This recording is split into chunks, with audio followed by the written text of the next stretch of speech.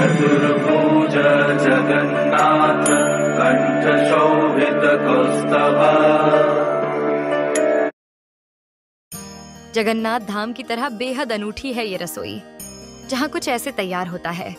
भगवान का भोग, पुरी स्थित भगवान जगन्नाथ का मंदिर हो या फिर वहां पर निकलने वाली रथ यात्रा, उसकी हर बात अपने आप में अनूठी है। कुछ ऐसी ही है भगवान जगन्नाथ के लिए भोग तैयार करने वाली रसोई, पुरी के जगन्नाथ मंदिर की रसोई। पुरी में स्थित जगन्नाथ मंदिर की रसोई से जुड़े ऐसे रहस्यों से जिन्हें जानने वाला हर व्यक्ति दंग रह जाए। तो चलिए बिना देर किए जानते हैं। ओडिशा के जिस पुरी शहर में लाखों की संख्या में श्रद्धालु भगवान जगन्नाथ की रथ यात्रा में शामिल होने के लिए पहुंच रहे हैं, वह अपने आप में अनूठा है। यहाँ जगत के नाथ के धाम में हर चीज अपने आप में महान है। यही कारण है कि भगवान जगन्नाथ के धाम को महाधाम, दीप को महादीप, उनकी बाहु को महाबाहु और उनके लिए तैयार होने वाले प्रसाद को महाप्रसाद कहा जाता है।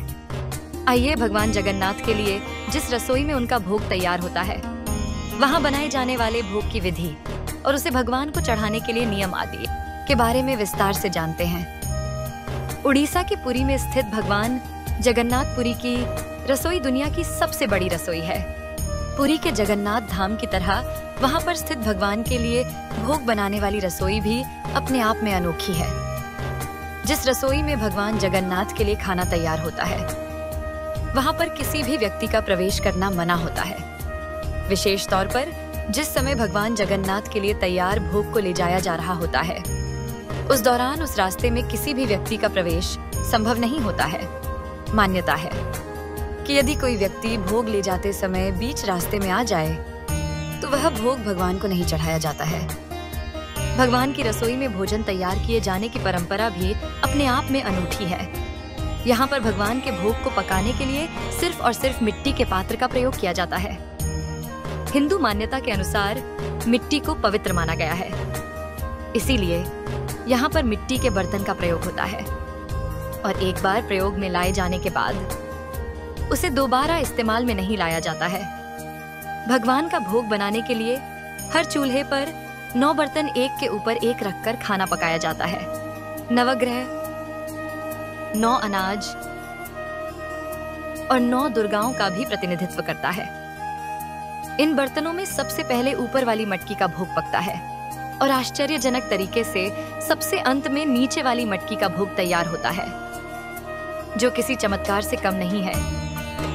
भगवान जगन्नाथ के लिए उनकी रसोई में प्रतिदिन भात, दाल, दालमा और अन्य प्रकार के पकवान तैयार किए जाते हैं। इसमें सादी खिचड़ी, नुखुरा खिचड़ी, कर्माबाई खिचड़ी, दही पाखाल, बेसर, भाजी, सुबास परवाल आदि चढ़ाया जाता है। इस भोग को आप मंदिर परिसर में आनंद बाजार से प्राप्त कर सकते हैं।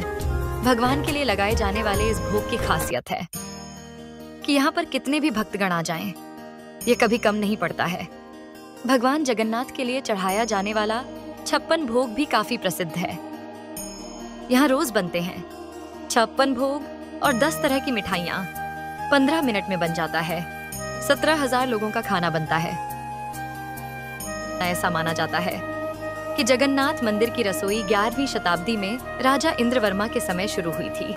तब पुरानी रसोई मंदिर के पीछे दक्षिण में थी। जगह की कमी के कारण मौजूदा रसोई 16,082 से 17,013 ईस्वी के बीच उस समय के राजा दिव्य सिंहदेव ने बनवाई, जिसके बाद से इसी रसोई में भोग बनाया जा रहा है। कई परिवार पीढ़ियों से यहाँ भोग बनाने का काम कर रहे हैं। वहीं कुछ लोग महाप्रसाद बनाने के लिए मिट्टी के बर्तन बनाते हैं, क्योंकि इस रसोई में बनने वाले शुद्ध और सात्विक भोग के लिए हर दिन नया बर्तन इस्तेमाल किया जाता है। इसके अलावा क्या है इस मंदिर की खासियत, आइए जानते हैं। बताया जाता है ये रसोई लगभग 8,000 स्क्वायर फीट में है, जिसमें 24 चूल्हे हैं। मंदिर की रसोई दक्षिण पूर्व दिशा में है। इसके अलावा रसोई में गंगा यमुना नाम के 2 कुएं हैं, जिसका पानी भोग को बनाने में इस्तेमाल होता है। दुनिया की सबसे बड़ी इस रसोई में 800 लोगों की देखरेख में भोग बनता है, जिसमें 500 रसोइये हैं और 300 सहयोगी हैं, जो भोग बनाने में अपना पूरा सहयोग देते हैं। यहाँ मिट्टी के बर्तनों में भोग बनाया जाता है। इन मिट्टी के बर्तनों कुल 700 हांडियां शामिल हैं, जिसमें से 4 बड़ी हांडियां, 6 मीडियम हांडियां, 5 छोटी हांडियां, 3 विभिन्न प्रकार के बाउल तथा 3 तरह की प्लेट आदि शामिल हैं। मान्यताओं के अनुसार भोग बनने के बाद सभी हांडियों को तोड़ दिया जाता है और अगले दिन फिर नए बर्तनों में भोग बनाया जाता है। बताया जाता है कि इस रसोई में 15 मिनट में 17,000 लोगों के लिए खाना बनाया जाता है। रसोई में लगभग 175 चूल्हों पर चावल बनाए जाते हैं। इन्हें बनाने के लिए 10-12 लोगों के खाने जितने चावल एक बड़ी मिट्टी की हांडी में भरे जाते हैं। 9 बर्तन एक ही साथ एक ही चूल्हे पर चढ़ाए जाते हैं। करीबन 15 मिनट में ये सभी चावल तैयार हो जाते हैं। इस तरह अनुमान लगाया जाता है कि लगभग 15 मिनट में इस रसोई में एक साथ 17,500 लोगों के खाने जितने चावल बनते हैं। इस गणित के हिसाब से दिन भर की बात करें, इस रसोई में लगभग 7 लाख लोगों के खाने जितना खाना तैयार हो सकता है। आयुर्वेद के मुताबिक भगवान के भोग में होने वाले 6 रसों का खासा ध्यान रखा जाता है। बनाए खाने में मीठा, खट्टा, नमकीन, तीखा, कड़वा और कसैला स्वाद होता है। इनमें तीखे और कड़वे स्वाद वाले भोजन का नैवेद्य भगवान को नहीं लगाया जाता है। जगन्नाथ मंदिर की रसोई में रोजाना 56 भोग बनते हैं, जिसमें कम से कम 10 तरह की मिठाइयां शामिल होती हैं।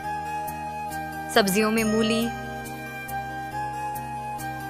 देशी आलू,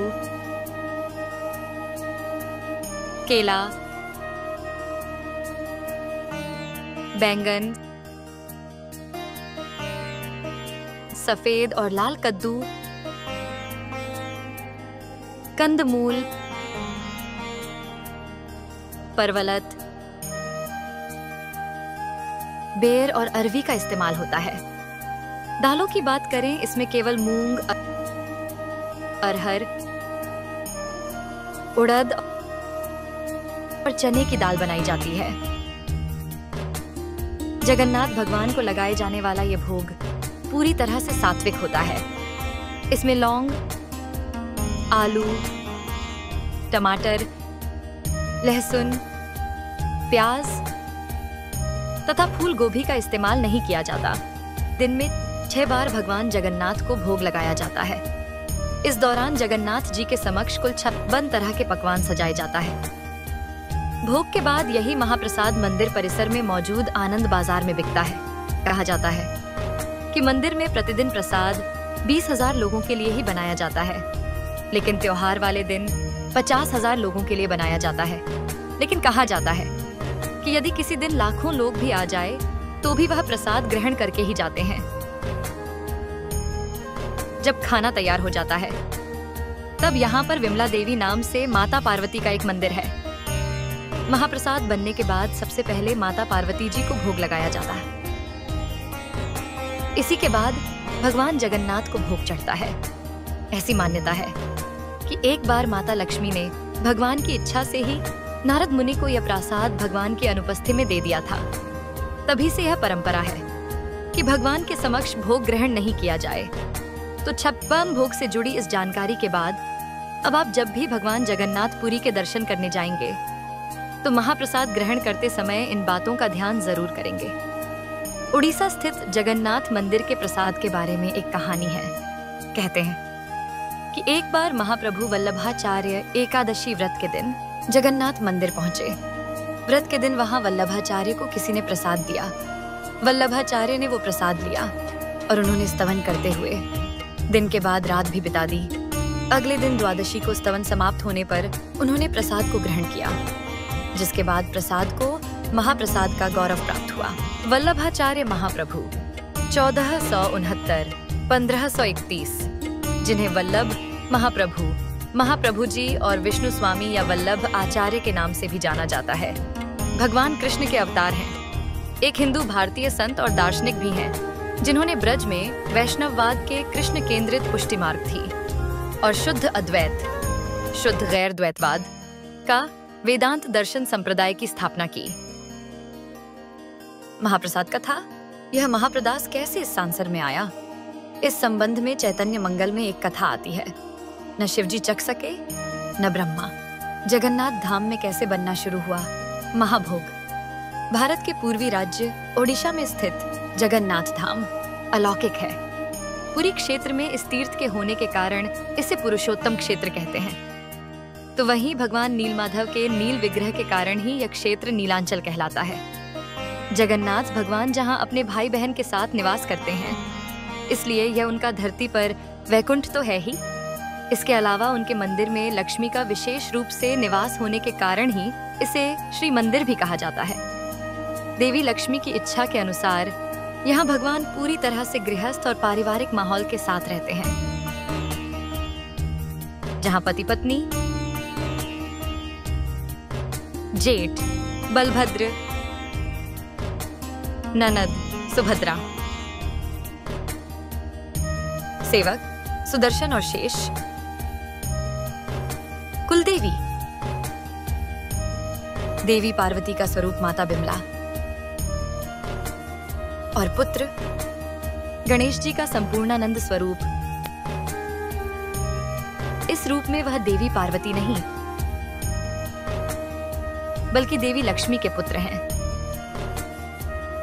सभी निवास करते हैं। इस तरह यह एक सम्मिलित परिवार जैसी रूपरेखा है।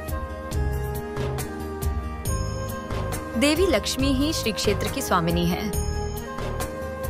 और सभी प्रकार के भंडार गृह की मालकिन भी हैं। इन भंडार गृहों में आते हैं वस्त्र भंडार, धन भंडार, रत्न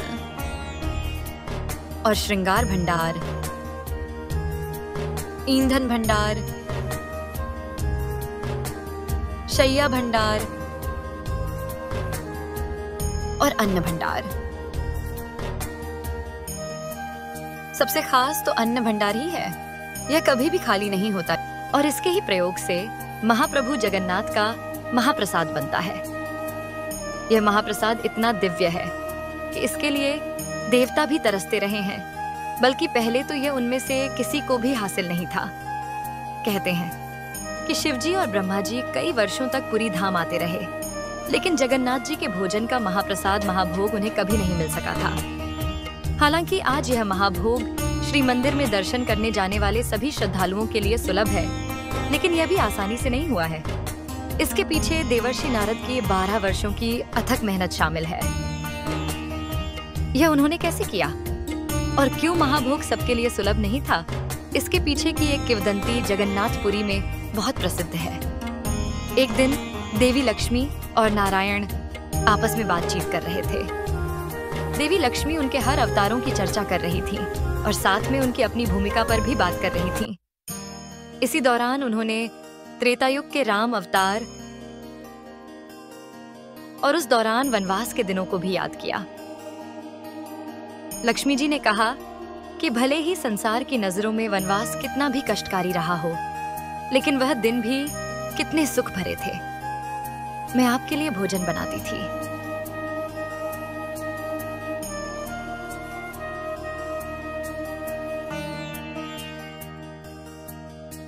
और आप भी प्रेम से खाते थे। वैसे कई बार सोचती हूँ कि उस दौरान मानवी रूप में भी लक्ष्मी कितनी विवश थी। अपने हाथों से स्वादिष्ट व्यंजन बनाकर आपको कभी नहीं खिला सकी। तब विष्णु जी ने कहा, ऐसा क्यों कह रही हैं आप? राम अवतार में न सही, लेकिन कृष्ण अवतार में तो हम दोनों राज परिवार में ही थे। तब तो आपने ये इच्छा पूरी कर ली होगी। ये सुनकर लक्ष्मी जी ने कहा, ऐसे मौके भी कभी कभी ही आए। सत्यभामा और जामवंती में आपके लिए ऐसी होड़ लगती थी, रसोई तो क्या कहीं भी मेरे कुछ करने के लिए बाकी नहीं होता था। तब विष्णु जी ने कहा, ठीक है, अगर आपकी ऐसी इच्छा है तो जैसे धरती पर महादेव कैलाश पर निवास करते हैं और पार्वती उनके लिए भोजन बनाती हैं, तो उसी तरह हम दोनों जगन्नाथपुरी में निवास करेंगे। वहाँ आपको पारिवारिक माहौल भी मिलेगा और आप मुझे अपनी इच्छा से भोजन पकाकर खिला भी सकेंगी। विष्णु जी की यह बात सुनकर देवी लक्ष्मी बहुत खुश हुईं, लेकिन भगवान विष्णु ने इसमें एक शर्त भी जोड़ दी कि महाभोग सिर्फ और सिर्फ मेरे लिए ही रहेगा, आप इसे किसी को भी नहीं देंगी। लक्ष्मी ने उनकी ये बात मान ली। इस तरह पुरी के मंदिर में महाभोग बनने लगा। एक दिन महादेव शिव और ब्रह्मदेव महाभोग की लालसा में पुरी पहुंचे। देवी लक्ष्मी ने उनका स्वागत फल और मिठाइयों से किया, लेकिन महाभोग नहीं दिया। ब्रह्मा जी ने देवी लक्ष्मी से कहकर यह प्रसाद मांगा, तो उन्होंने साफ मना कर दिया और कहा कि नारायण ने शर्त रखकर वचन लिया है, महाभोग सिर्फ उनके लिए है। ऐसे में शिव जी और ब्रह्मा जी निराश होकर लौट आए। इस तरह कई वर्ष गुजर गए। महाभोग सिर्फ भगवान विष्णु के लिए बनता रहा और सभी लोग उसे पाने की लालसा करते रहे। लेकिन एक दिन ऐसा भी मौका आ गया जिससे सभी को महाभोग पाने का सुख मिला। हुआ यूं कि एक बार देवर्षि नारद कहीं जा रहे थे। उनके कानों में हरि कीर्तन की आवाज पड़ी, तो वह उस दिशा में चले गए। वहां जाकर देखा तो एक हरिभक्त एक तारा बजाते हुए प्रभु कीर्तन कर रहा है। कुछ अन्य लोग भी वहां मौजूद थे। देवर्षि नारद भी कीर्तन में शामिल हो गए। कीर्तन समाप्त होने के बाद उस भक्त ने सभी को प्रसाद दिया। देवर्षि नारद को भी थोड़ा प्रसाद मिला, लेकिन जो भी मिला उन्होंने उसे सहर्ष स्वीकार किया और ग्रहण किया। प्रसाद इतना अलौकिक था कि उस थोड़े में ही नारद मुनि को तृप्ति हो गई और वह उसका गुणगान करने लगे। तब उस भक्त ने कहा कि ये तो नारायण के चरणों का बहुत सामान्य प्रसाद है। अगर आपने जगन्नाथ में महाप्रभु का महाभोग चख लिया, तब तो सब कुछ भूल ही जाएंगे। ये सुनकर देवर्षि नारद चौंके और बोले, महाभोग ये क्या होता है? मुझे तो इस बारे में कोई जानकारी ही नहीं है। भक्त ने उनकी उत्सुकता देखकर सारी बात बताई और यह भी कहा कि यह महाप्रसाद नारायण के बड़े से बड़े भक्तों को भी नहीं मिला, बल्कि ब्रह्मदेव और शिवजी भी इसे अभी तक नहीं चख सके। अब नारद मुनि को थोड़ा सा अभिमान हुआ कि मैं तो नारायण का सबसे परम भक्त हूँ, मुझे तो तुरंत ही यह प्रसाद मिल जाएगा। ऐसा सोचकर वह वहां से चले गए। असल में यह भक्त कोई और नहीं, शिवजी का ही एक गण था, जिसने उनके आदेश पर ही यह सब किया था। भक्त से महाभोग की बात सुनकर देवर्षि नारद तुरंत ही नीलांचल के जगन्नाथ धाम पहुंचे। वहां वह देखते हैं कि खुद देवी लक्ष्मी प्रभु का प्रसाद बना रही हैं। यह देख नारद मुनि बहुत चकित हुए। उन्हें देखकर लक्ष्मी जी ने उनसे उनके आने की वजह पूछी, तो उन्होंने कहा कि वह तो सिर्फ नारायण के दर्शन करने आए हैं। लक्ष्मी जी ने कहा, चलिए उनका ही भोजन लेकर चल रही हूँ, आप भी दर्शन कर लीजिएगा। नारद मुनि जो महाभोग पाने की लालसा में ही जगन्नाथपुरी पहुंचे थे, वह तुरंत ही देवी लक्ष्मी के पीछे चल पड़े। भोजन कक्ष में जब तक नारायण भोजन करते रहे, नारद मुनि उन्हें देखते रहे। फिर जब प्रभु ने खा लिया और वहां से चले गए, तब देवर्षि देवी लक्ष्मी से उसका प्रसाद मांगने पहुंचे, लेकिन लक्ष्मी जी ने मना कर दिया। नारद मुनि उस दिन तो निराश होकर लौट आए, लेकिन अगले दिन फिर पहुंच गए और इस बार छुपकर भगवान के भोजन कर लेने का इंतजार करते रहे। जब भगवान ने भोजन कर लिया, तो नारद मुनि ने चुपके से थाली से एक कटोरी उठा ली, जिसमें थोड़ा खिचड़ी भात रह गया था। जैसे ही नारद मुनि ने उससे भात निकालना चाहा, तो वह असफल रहे। कटोरी से एक भी दाना नहीं उठा। हारकर वह देवी लक्ष्मी को कटोरी वापस करने पहुंचे और इसका कारण पूछा, तो उन्होंने कहा, प्रभु के आदेश और मेरे वचन के कारण कोई अन्य इस महाभोग को चख भी नहीं सकता है। ऐसा कहते हुए लक्ष्मी जी ने बची हुई खिचड़ी भात निकालकर चिड़ियों को चुगा दिया। नारद मुनि बहुत निराश हुए। उस दिन तो वह वापस लौट आए, लेकिन एक दिन वह फिर से माता लक्ष्मी की सेवा में प्रकट हुए और कहा कि माँ, आप प्रभु के लिए इतना काम करती हैं, अकेले भोज तैयार करती हैं, वन से फूल लेकर आती हैं, मुझे भी सेवा करने का मौका दें। देवी लक्ष्मी उनकी असली मंशा जानती थीं। फिर भी नारद मुनि की बहुत विनती करने पर उन्हें वन से ईंधन लाने का काम सौंप दिया, लेकिन नारद मुनि ने कहा कि ईंधन तो मैं ले आऊंगा, लेकिन भोज बनाने में भी तो आपको सहायता चाहिए होगी। तब लक्ष्मी जी ने कहा, भोज तो मैं बहुत आसानी से बना लेती हूँ। मैं मिट्टी के 9 पात्रों में अलग अलग भोजन सामग्री रखकर उन्हें एक के ऊपर एक इस तरह ढककर चूल्हे पर चढ़ा देती हूँ। बस मुझे और कुछ नहीं करना होता है। सबसे पहले ऊपर के पात्र का भोज पकता है और फिर एक एक करके नीचे के सभी पात्र में भी भोजन बन जाता है। माता लक्ष्मी ने ऐसा कहकर करते हुए भी दिखाया। नारद मुनि ने ये देखा तो देखते ही रह गए। उन्हें अभी तक महाभोग चखने को भी नहीं मिला था और इस रहस्य को देखकर तो वह चकरा ही गए। उन्होंने ठान ही लिया कि कुछ भी हो जाए वो महाभोग जरूर ग्रहण करेंगे। उनके हृदय में भगवान विष्णु का महाप्रसाद चखने की तीव्र उत्कंठा जागृत हुई। इस आशा से वह वैकुंठ गए और पूर्ण भक्तिभाव से माता लक्ष्मी की सेवा करने लगे। 12 वर्षों तक सेवा करने के पश्चात एक दिन माता लक्ष्मी ने उनसे पूछा, नारद, मैं तुम्हारी सेवा से अत्यंत प्रसन्न हूँ। तुम मनचाहा वर मांग लो। यह सुनकर नारद जी ने विनय भाव से कहा, हे माता, अनंत काल से मेरे हृदय में इस बात को लेकर पीड़ा है कि मैंने आज तक कभी भगवान विष्णु के महाप्रसाद का आस्वादन नहीं किया है। कृपया मेरी अभिलाषा पूरी कर दीजिए। यह सुनकर माता लक्ष्मी देवी दुविधा में पड़ गई। कहने लगी, परंतु नारद जी, मेरे स्वामी ने मुझे कठोर निर्देश दिए हैं कि उनका महाप्रसाद किसी को भी न दिया जाए। मैं उनकी आज्ञा का उल्लंघन कैसे कर सकती हूँ? परंतु तुम्हारे लिए मैं अवश्य कुछ व्यवस्था करूंगी। कुछ समय पश्चात माता लक्ष्मी ने भगवान विष्णु से अपने हृदय की बात कही और बताया कि किस तरह उन्होंने भूलवश नारद मुनि को प्रसाद भगवान का महाप्रसाद देने का वचन दे दिया है। यह सुनकर भगवान विष्णु ने कहा, हे प्रिय, तुमने बड़ी भारी भूल की है, परंतु अब क्या किया जा सकता है? तुम नारद मुनि को मेरी अनुपस्थिति में मेरा महाप्रसाद दे सकती हो। फिर माता लक्ष्मी ने भगवान की इच्छा से ही नारद मुनि को यह भगवान की अनुपस्थिति में दिया। नारद मुनि के महाप्रसाद के मात्र स्पर्श से उनके तेज और आध्यात्मिक शक्ति 100 गुना बढ़ गई। वे दिव्य भाव का अनुभव करने लगे। एक दिन नारद मुनि कैलाश पर्वत पर शिव जी के दर्शन करने पहुंचे और उन्होंने श्री कृष्ण एवं उद्धव जी के बीच की वार्तालाप कर वर्णन उनके समक्ष किया।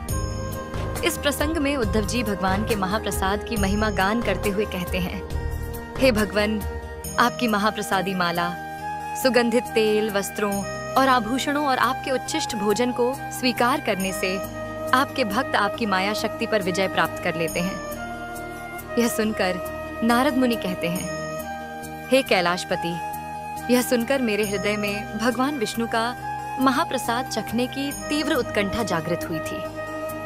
इस आशा से मैं वैकुंठ गया था और पूर्ण भक्ति भाव से माता लक्ष्मी की सेवा करने लगा।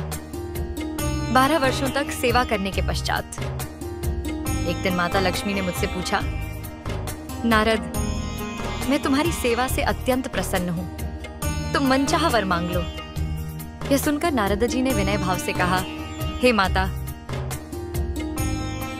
अनंत काल से मेरे हृदय में इस बात को लेकर पीड़ा है कि मैंने आज तक कभी भगवान विष्णु के महाप्रसाद का आस्वादन नहीं किया है। कृपया मेरी यह अभिलाषा पूरी कर दीजिए। नारद मुनि ने आगे कहा, हे महादेव, आप विश्वास नहीं करेंगे, महाप्रसाद के मात्र स्पर्श से मेरा तेज और आध्यात्मिक शक्ति 100 गुना बढ़ गई।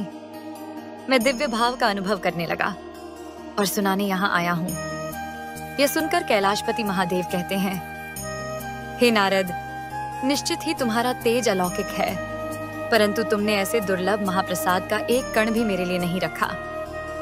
यह सुनकर नारद मुनि लज्जित हो जाते हैं, परंतु तभी उन्हें स्मरण हुआ कि उनके पास अभी भी थोड़ा महाप्रसाद बचा हुआ है।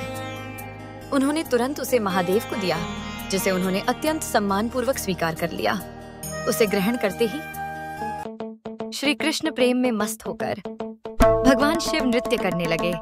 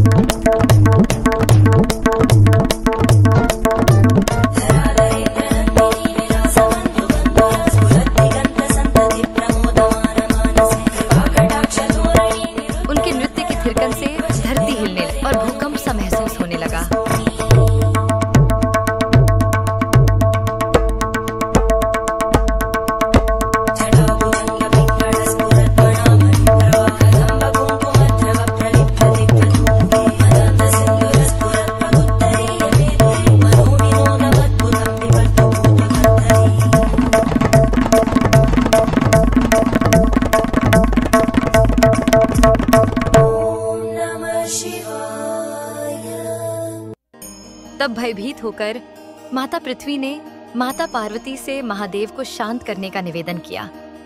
बहुत मुश्किल से माता पार्वती ने शिवजी को शांत किया और फिर उनसे इस उन्मत्त नृत्य करने का कारण पूछा। तो शिवजी ने इसका कारण बताया। यह सुनकर रुष्ट होकर बोली, स्वामी, आपको महाप्रसाद मुझे भी देना चाहिए था। क्या आप नहीं जानते? मेरा नाम वैष्णवी है। आज मैं प्रतिज्ञा लेती हूँ कि यदि श्रीहरि मुझ पर अपनी करुणा दिखाएंगे तो मैं प्रयास करूंगी कि उनका महाप्रसाद ब्रह्मांड के प्रत्येक व्यक्ति, देवता और यहाँ तक कि सभी प्राणियों को भी प्राप्त होगा। तभी आश्चर्यजनक रूप से उसी क्षण भगवान विष्णु माता पार्वती के वचन की रक्षा हेतु वहां प्रकट हुए और बोले, हे देवी पार्वती, मैं आपको वचन देता हूँ कि मैं स्वयं तुम्हारी प्रतिज्ञा को पूर्ण करूंगा और पुरुषोत्तम क्षेत्र जगन्नाथपुरी में प्रकट होऊंगा और ब्रह्मांड में प्रत्येक जीव को अपना महाप्रसाद प्रदान करूंगा। इसीलिए आज भी जगन्नाथ मंदिर में भगवान जगन्नाथ को भोग लगाने से पहले सर्वप्रथम प्रसाद विमला देवी माता पार्वती के मंदिर में अर्पित किया जाता है। उस समय के बाद से विमला देवी नाम से माता पार्वती का एक मंदिर है। महाप्रसाद बनने के बाद सबसे पहले माता पार्वती जी को भोग लगाया जाता है। इसके बाद भगवान जगन्नाथ को भोग चढ़ता है। भगवान को चढ़ाया गया भोजन तब तक महाप्रसाद के रूप में पवित्र नहीं होता जब तक कि उसे विमला माता को भी न चढ़ाया जाए। इसीलिए ऐसी मान्यता है कि भगवान के विग्रह के समक्ष बैठकर प्रसाद भोग ग्रहण नहीं किया जाता। भरपूर होती है खाद्य सामग्री। मंदिर के अंदर पकाने के लिए भोजन की मात्रा पूरे वर्ष के लिए रहती है। प्रसाद की एक भी मात्रा कभी भी व्यर्थ नहीं जाती। कहते हैं कि पूरी धाम में आज भी माता लक्ष्मी की ही कृपा से महाभोग तैयार होता है। इसकी विधि भी ऐसी ही है जैसे माता लक्ष्मी ने बताई थी। प्रतिदिन जगन्नाथ महाप्रभु को 56 भोग लगाया जाता है और फिर दर्शन करने आए श्रद्धालुओं में ये प्रसाद बांटा जाता है। तो ऐसी है भगवान जगन्नाथ मंदिर की रहस्यमय रसोई। आपको ये कथा कैसी लगी? कमेंट करके जरूर बताएं। और ऐसे ही जगन्नाथ मंदिर के रहस्यों को जानने के लिए चैनल को जरूर सब्सक्राइब करें। जय जगन्नाथ। हरे कृष्णा।